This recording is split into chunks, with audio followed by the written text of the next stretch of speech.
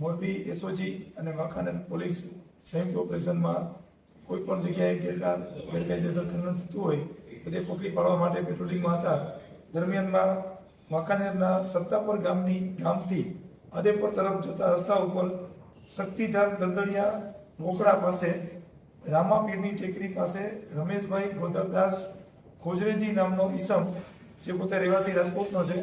પોતાના કબજામાં ગેરકાયદેસર એક્સપ્લોઝિવ રાખી અને એક્સપ્લોઝિવના જથ્થાથી ગેરકાયદેસર રીતે સરકારી કરાવવામાં પથ્થરો કાઢવાની તૈયારી કરી રહ્યા હતા અને એક્સપ્લોઝિવ કરવાની તૈયારીમાં હતા એવી બાતમી મળતા તાત્કાલિક વાંકાનેર પોલીસ તથા મોરબી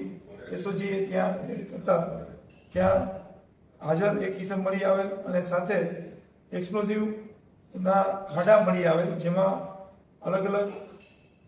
જગ્યાએ એક્સપ્લોઝિવ બિછાવેલા હતા. એમાં કુલ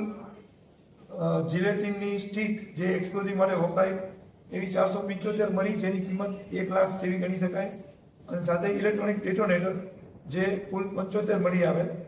અને અમુક જે ખાડામાં અંદર લટાયેલા જે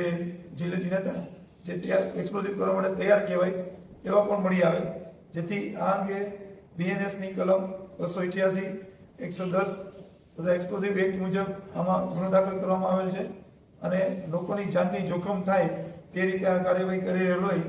ત્યાં હાજર મળી આવેલ ઈસમ રમેશ ગોરધનદાસ ખોજરેજીને અટક કરવામાં આવે છે.